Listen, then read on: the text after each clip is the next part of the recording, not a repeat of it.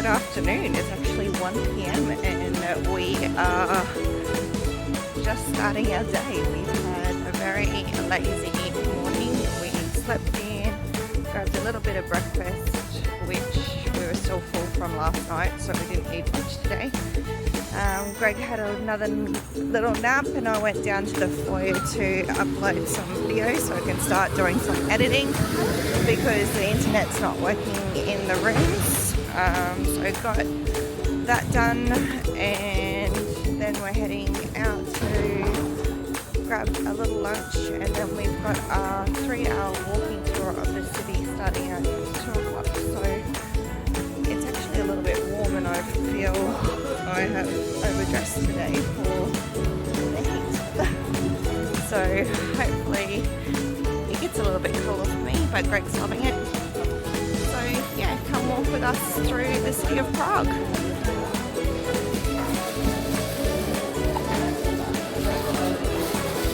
Snack time for lunch.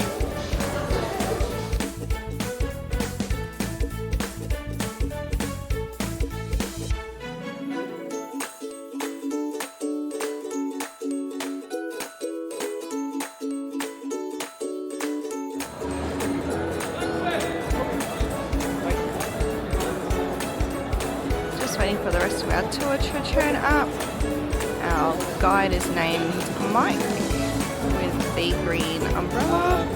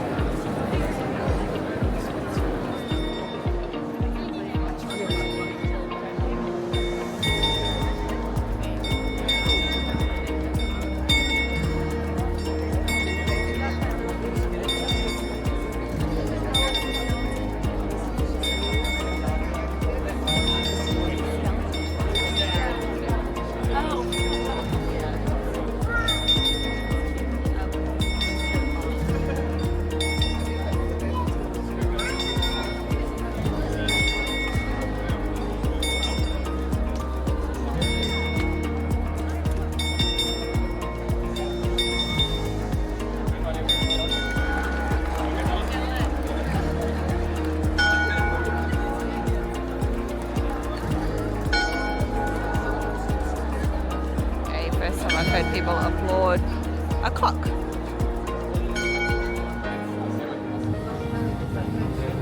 Our tram ride to the Prague castle. Before I'm going to tell you anything about the castle and its history, the first thing I typically like to make clear right from the start is that when I say the castle, I mean all the buildings in this, and that's what we call the Prague Castle. Okay? The reason why I'm mentioning that is that you wouldn't believe the number of times when I'm like, with my group, like halfway through a castle, and somebody comes to me and they're like, "What are we saying the castle?" We're on it now. Okay, so this is Prague Castle. It is in the Guinness Book of Records as being the world's biggest castle.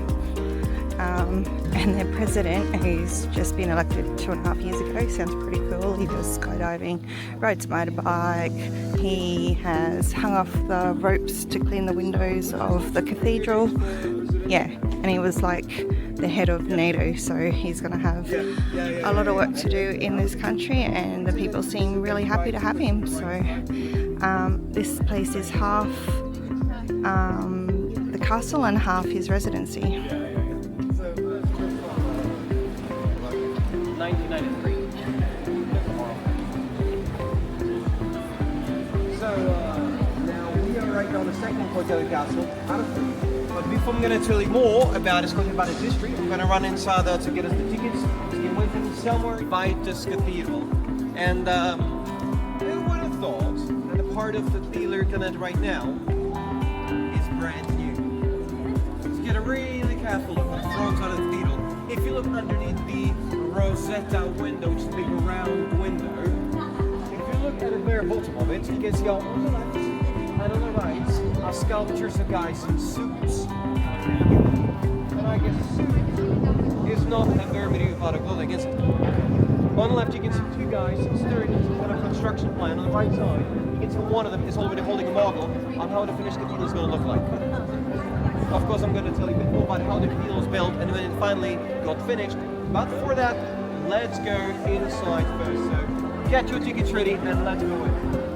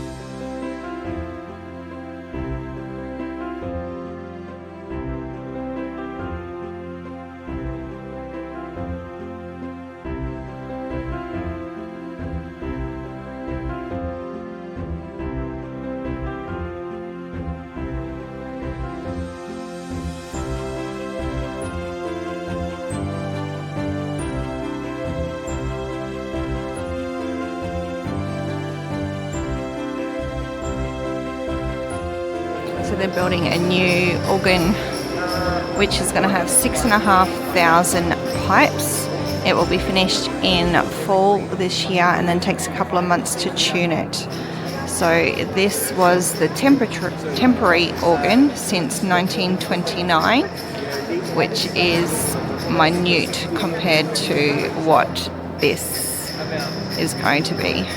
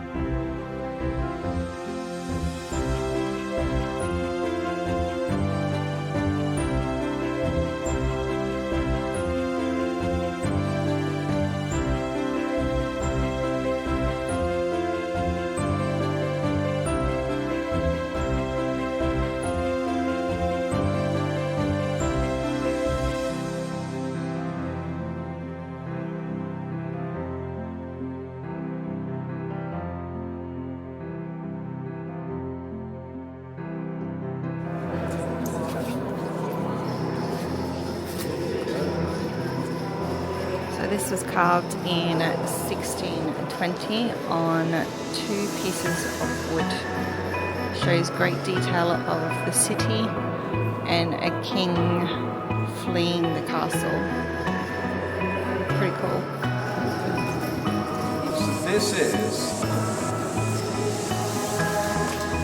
beautiful, gorgeous silver casket dedicated to Saint John of Nepomuk. Saint John of Nepomuk was seen as primarily highlighted by the Jesuits, became very powerful, very wealthy, because they were helping Habsburgs with re-Catholicization of Czechs. Czechs were primarily Protestants, Habsburgs were Catholics, so in order to convince Czechs to become Catholic as well, they ideally have some Czech saint, right? A Czech saint shows a motivation to relate to them, so they were the motivation to become Catholic, so there's the story of this guy. According to the legend, Saint John of Nepomuk was something like a personal priest for the Queen, for the wife of King Wenceslas IV, who was son of Charles IV. So we're talking about the very end of 14th century, late 1300s. And the legend said that the Queen was visiting this priest, confessing her sins, telling what she's thinking about. And one time, Wenceslas IV thought that he, the priest, knows something very important for him, a confessional secret of his wife that he's supposed to know about. These are the comments to tell him. But as you may know, the priests have to keep the promise of keeping secret, right? You refused. That's not good, you refuse sticking. So you start commenting a few other times and he still kept refusing. King finally got really mad led him to be tortured, and after the torturing, when he still haven't said it, and then the king come in with his people tied his legs and arms with rope, and he was thrown from the Charles Bridge to the river, where he drowned.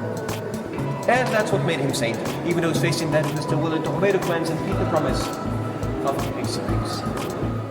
2.5 tons of silver to make that, and all the ornaments and statues to make that guy a saint.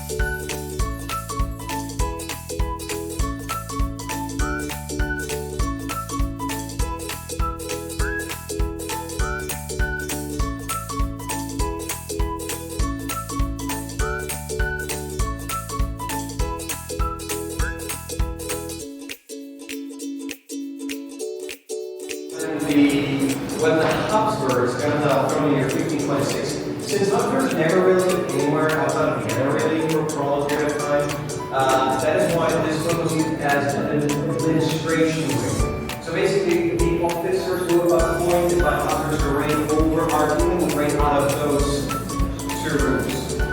This particular room is also started one of the bloodiest conflicts of the Middle Ages. The 30-year War. Because you remember the story that I was telling you earlier about how we tossed those officers over to the castle in the second Prague administration? Well, those two windows. It was a pretty solid flight. Because if you look down out of any window in here, it's you are very, very, very high up. So you might be wondering, how in the world is it even humanly possible that they survived the fall from here? Well, they did. Yeah. There are 3 versions. One version is the version of the current historian, then you go through the medieval versions, the Czech version, and the Habsburg version. Well, the Habsburg version says that he tossed them off the windows, it was the angels that smoothly carried them down. Now the Czech version says that he tossed them off the windows, which is lucky, because right by the windows used to be back in the Middle Ages something called brevet. Brevet is a word from Latin. Into English is quite often translated as a private place. In other words, a bathroom. So the Czech version says that thing you saved their lives is they just landed on a pile. Something more. And the version of the current historians is that the rain below looks very different and down, but it's not flat as it is now. It is a steep look up and up, flat, which is just rolling and tumbling down. So, I mean, you can pick the version like the best, but this is the 3 versions of how they can survive it. Either the angels, pile of crap, first of all. But that's what this is 30 where we can like right from this. Oh, that's like a watch. Yeah. They actually went to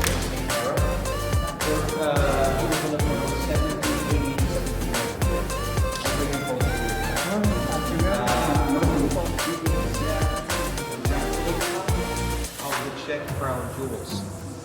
It's a real size copy. That's what the crown jewels of Czech kings look like.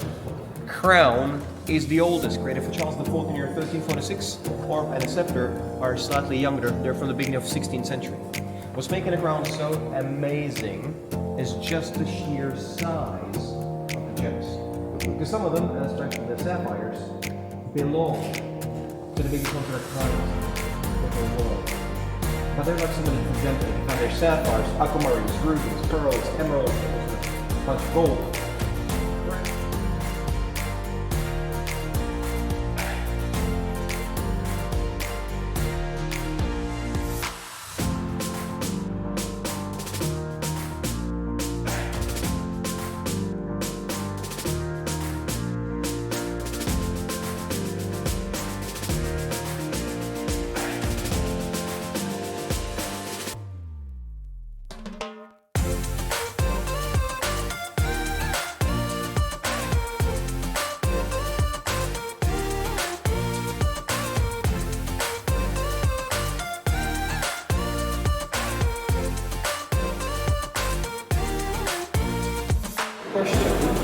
and that is what is the difference between cathedral and a basilica.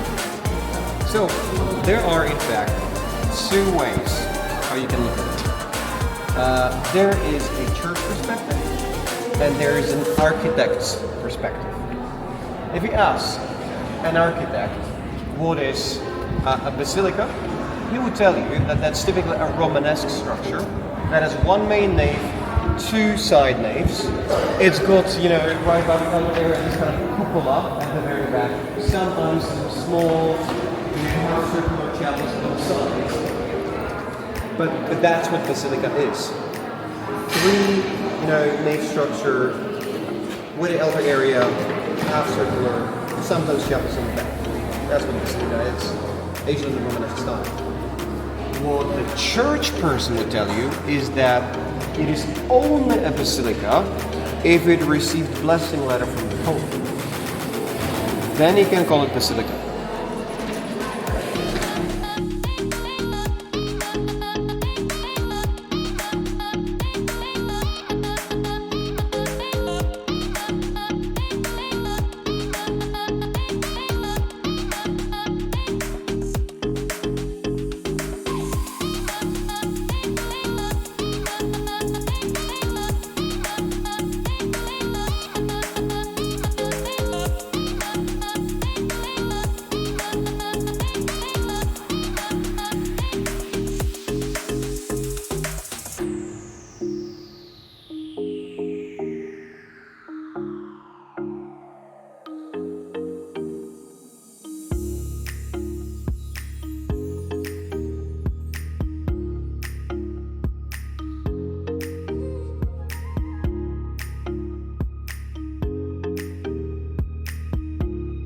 Golden Lane.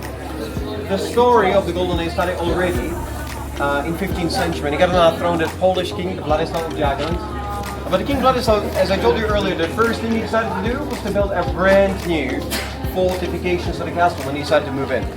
And I mean, in medieval ages, you couldn't tear down the old wall without having the new one completed, right? That's why the new wall is typically built in front of the old one. The new wall is a grey wall in here. The old wall is to be where those buildings are. So after they completed it, for many, many years, there was this absolutely useless gap in between the two castles. So it was during the reign of King Rudolf II when the artillerymen of the Prague castle simply asked Rudolf if he'd be willing to give them permission to use this useless gap so they can build here their own tiny houses. Rudolf decided to give them that permission if they're going to build it on their own expense and if the house does not get thicker than the wall does. Sounds like nonsense. It was actually possible, but the way how the wall is built is that, of course, at the top there's like a walkway for the soldiers covered by that little roof, but that walkway is held up by arches. There are arches below that. So he basically said, we're going to build your houses directly underneath those arches. I'm fine with that. So that's what it originally looked like. The houses were no thicker than the grey wall. Later on, as the time went by, and the style of battling changed, and it was not necessary to keep the guards on the walls 24/7 anymore. These artillerymen were given a chance to sell the houses to basically whoever was interested. And one of the first buyers who came in were the goldsmiths. That's why it's called a golden lane. But these are not important ones. We do like major things like for a king and so on, and just regular ones with a little bit of jewelry, earrings, bracelets, nothing major really. Later on, some of the other professions moved in as well. And by the way, there's always been an ugly, dirty end of the Prague castle. The houses never look this beautiful. In fact, most of the houses in medieval ages look like this one. This non-decorative wooden beams, the white one. So all the beautiful, romantic looking colors you can see right now, well, that's all a romantic decoration from 20th century. Right now, pretty much all the houses are used as a souvenir stores. A few of them are decorated to resemble the lives of people in that time. So we're gonna right now slowly walk through the lane so you can have a quick peek at some of the houses. We're gonna walk all the way to the back where there's a greenhouse. There are steps down, so we're going to walk down the steps, then turn to the right, and then to the right again as we need to get to a courtyard which is right now below us.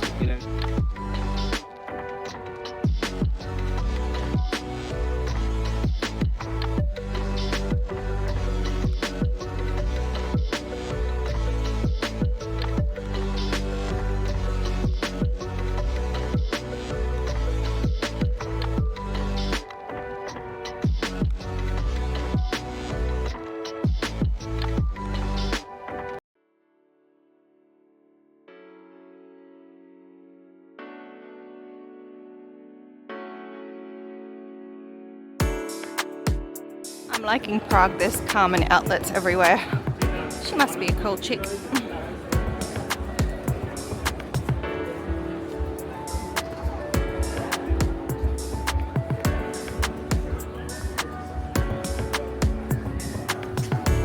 So the laws are, I think, the same as Amsterdam here. We've seen a lot of coffee shops.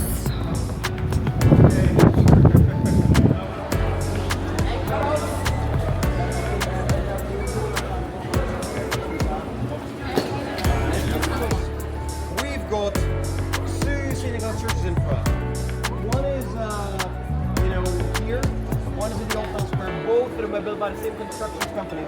German architects called Lokal, worked on them throughout the first half of the 18th century. And what's so amazing about the church is that the church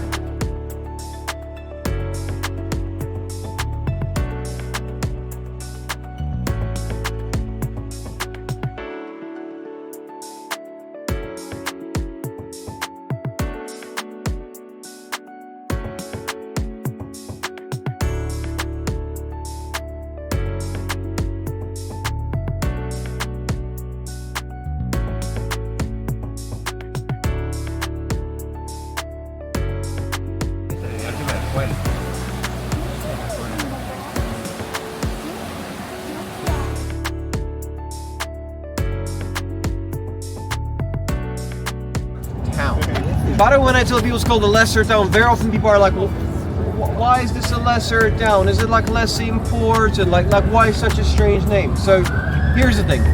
Sometimes when you're translating a name of a place to another language, sometimes there's just things that get lost in translation. Lesser town is one of those examples.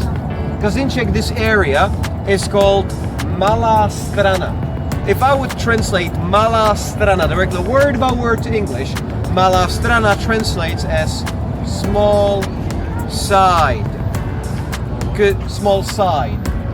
Because if you've got a river going through the middle of the city, then you've got the settlement on one side of the river, which is smaller, and settlement on the opposite side, which is bigger. That's why this is called a small side. But if I would tell a native English speaker, let's meet at a small side, they'll be like, small side of what? It's not exactly clear that they're talking about Praha town really. That's why for an English translation, they decided to start with the word town in it to kind of point out the fact we're talking about district, but also to still reflect the original meaning. They somehow ended up with a translation lesser town. So you're only supposed to reflect the fact it's smaller in comparison to the old town. What's interesting though, when you're right now walking through the lesser town, you're going to realize it just feels different than the old town, because the buildings in here tends to be much grander, much bigger than the ones in the old town. Well, the reason for that is quite simple. We had here in year 1541 the single worst fire in Prague's history. The fire was so bad it burned down to the ground 2/3 of all buildings in the side of the river. 2/3 of them.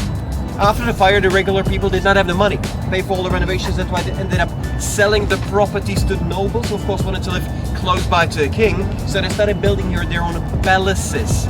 That's why the most common type of a building on this side of the river is a palace.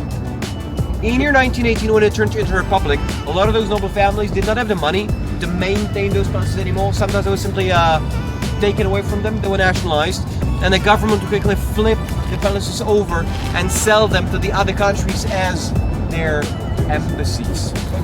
That's why right now there are like so many embassies. I can find here an American embassy, German embassy, Irish embassy. Around the corner from here you can find a Belgian embassy, Polish embassy, British embassy. Later on you're going to pass by French embassy. Those are only a few that I can name which are nearby. So a lot of governmental buildings and embassies. I'm going to right now walk through a part of the lesser town. I'm going to show you a few interesting spots in here. But one thing I also should probably also address are those strange structures you can find in this park area.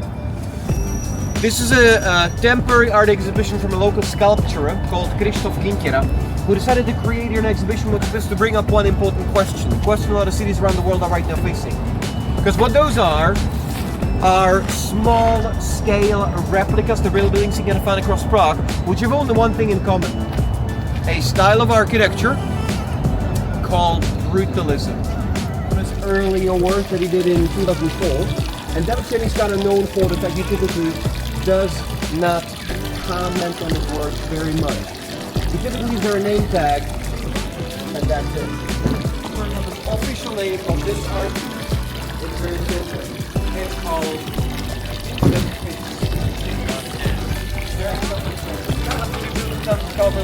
when it comes to this one, though, that's really if you want to make a comment what you mean by this. Because the first thing you should pay attention to when you're looking at it is actually the shape in which those three guys are standing in, which is the shape of the Czech Republic. So what this is supposed to represent is, given the history of our country, 400 years being under Habsburgs, then a little bit of democracy, then the Nazis, then the communists. Czechs always had to somehow find a way how to get around the system, to outsmart the system. So in Czech we have a phrasal word. To outsmart something or someone, we say that you piss over that person. That's why this was to show Czech symbol, kind of a pissing over our country. The sculpture still works, even though it's not working as well as it used to. The moving part, yeah, I mean, they can still move their hips left and right. They can move their penises up and down. It used to move much more smoothly, you know. I guess that just comes with age. But at least there's still things you gotta get a meaning out of it. What's interesting, David Černý is responsible for pretty much all of the crazy art you can find in the streets of Prague. Like the upside down horse in one of the passage by the Wenceslas Square. The big spinning at a Franz Kafka, which should be on the mall of the Prague City Center. Or on a newly restored mall, which is right next to the Kafka's head. He installed on the edges of the mall 2 gigantic butterflies. When it comes closer, you realize it's not just a regular butterfly, because the body of the butterfly is made out of Spitfire airplane, and it has a butterfly wings. So anytime something has kind of a crazy and provocative is the work of this artist. If somebody would love modern art, you want to see more of his work, he 2 years ago opened up his own museum called Museum.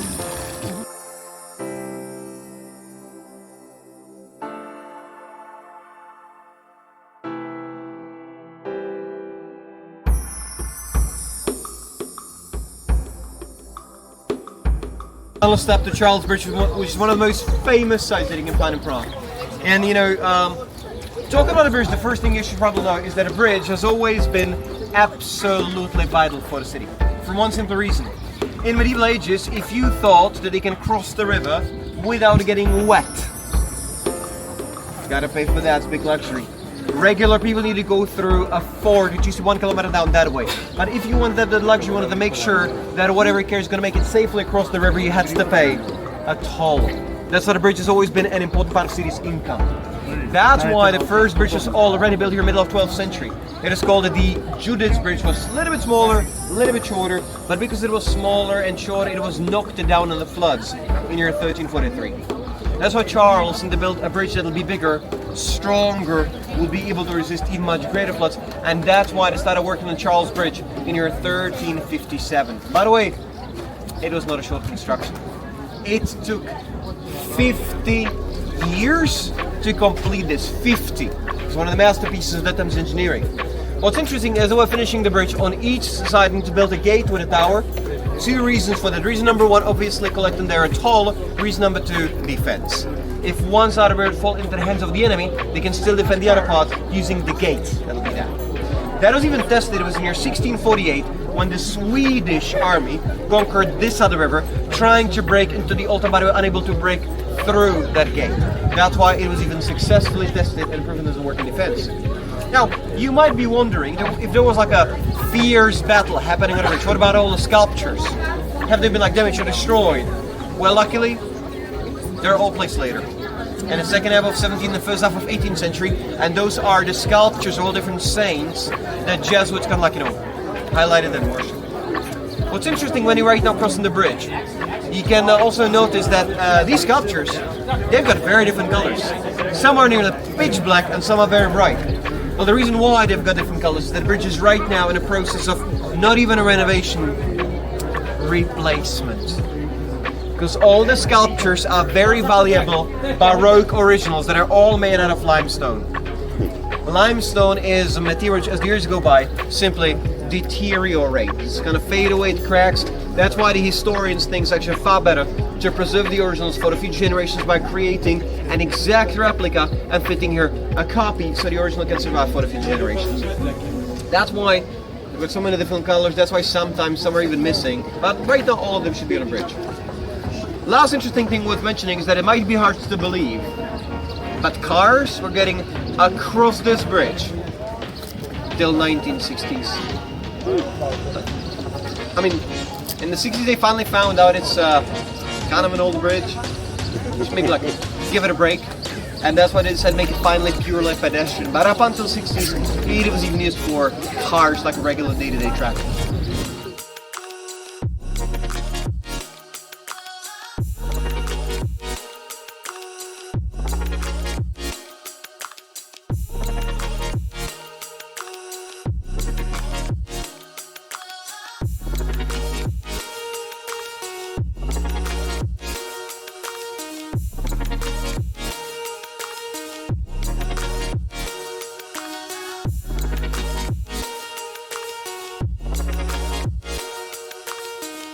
So we just finished our 3-hour afternoon walking tour in the city of Prague through the castle and surrounds.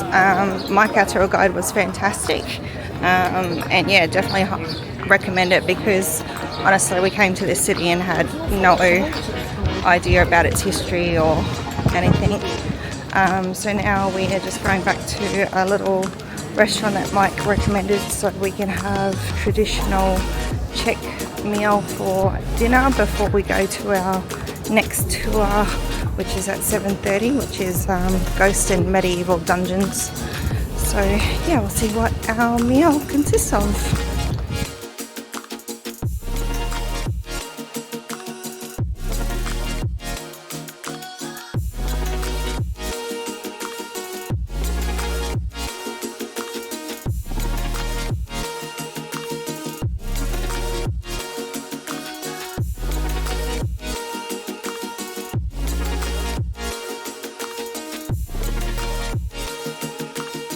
So we're at the restaurant called Lokal, and I ordered potatoes with cheese and tartare sauce.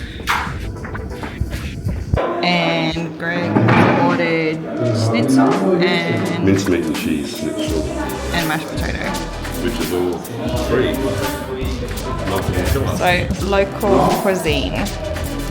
I've just cut into my cheese steak, and it's literally just fried slice of thick cheese. Oh my god.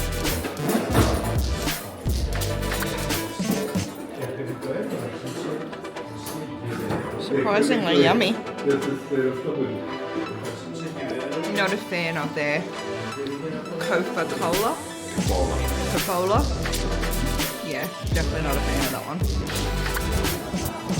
It's a little restaurant that we just had dinner in.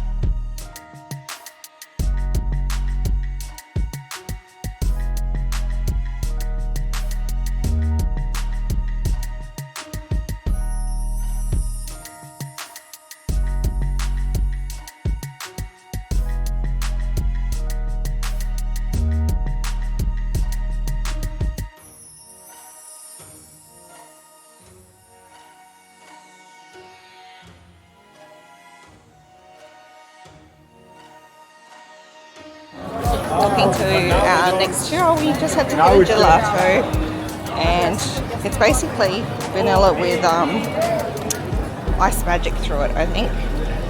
So yummy.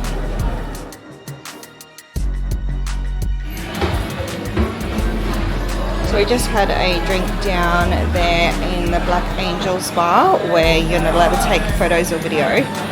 But oh my god, it was so fancy, and we got a gin and tonic and he made me a custom vodka cocktail, and it was so good that it went down so quickly. Conversion rate, I think, bye, thank you, it was 30 Australian dollars for both drinks, so it wasn't that bad. I was expecting a hell of a lot more than that.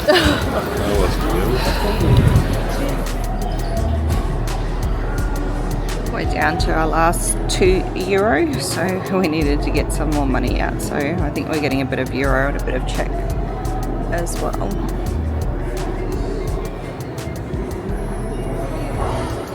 We have started our ghost and medieval tour. What was her name?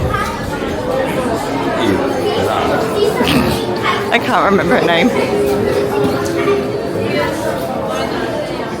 But it's going to be an interesting hour and a bit.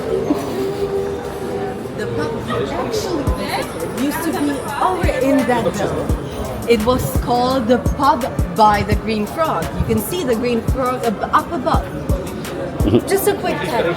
These house signs, they were the house numbers and the street signs back in the day.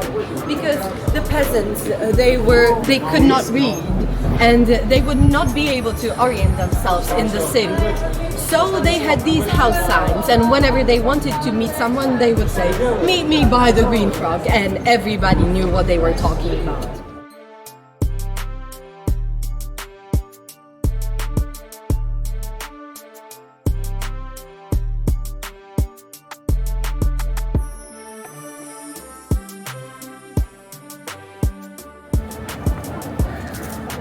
The scariest street in Prague is the most expensive shops.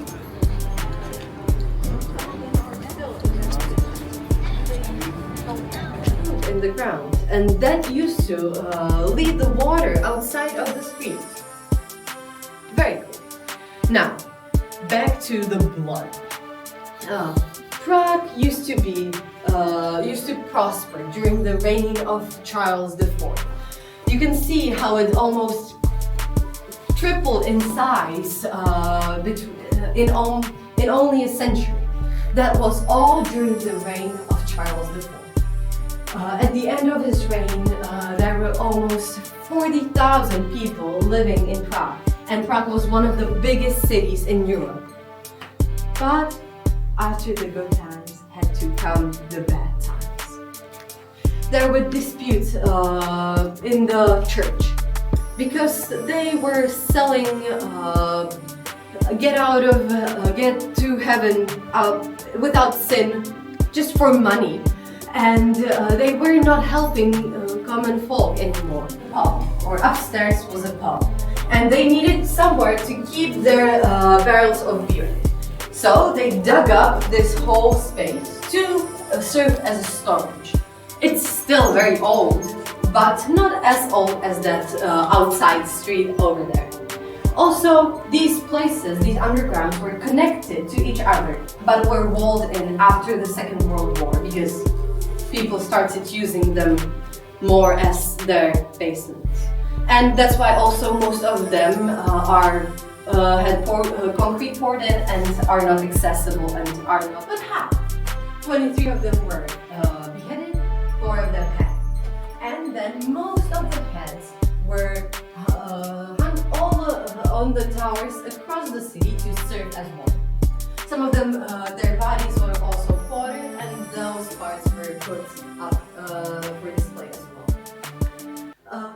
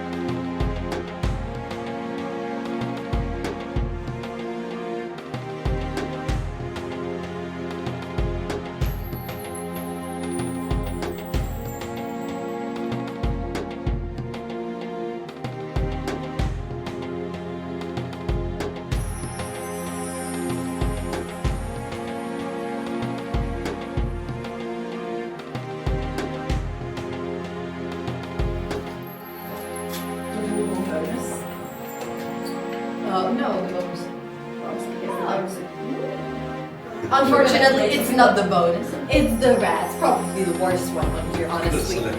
Because when you were killed with the rats, you were tied down on a table, and then a cage of hungry rats was put over your belly.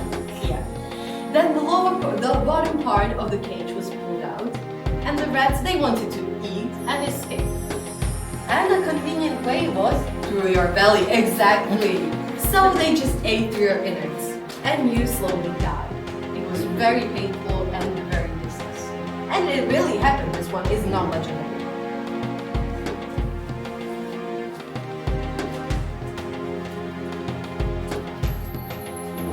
It's the rat.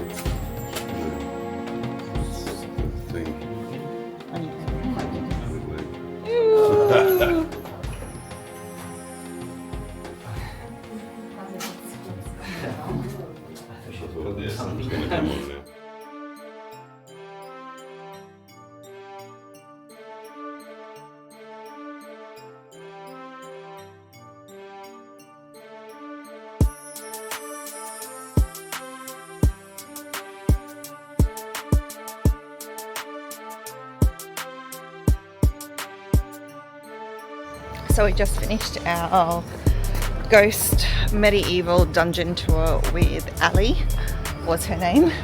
I would probably save your money. There was a few stories that were okay and the dungeons were pretty cool to see, but yeah, I wouldn't waste your money. But so now we have to walk back to the old square and find our way home.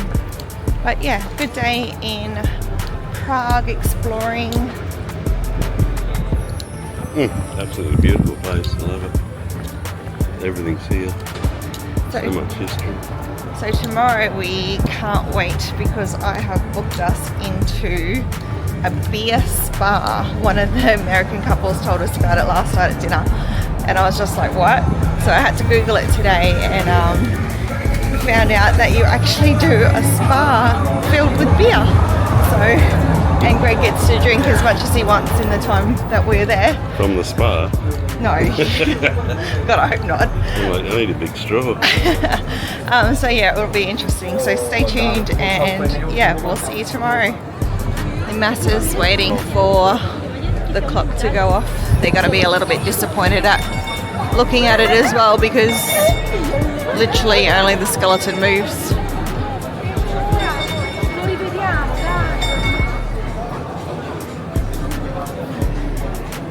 So it is legal here, and so is the THC component. So I don't understand why Prague isn't advertised to the world over Amsterdam, because it's allowed more than what Amsterdam is.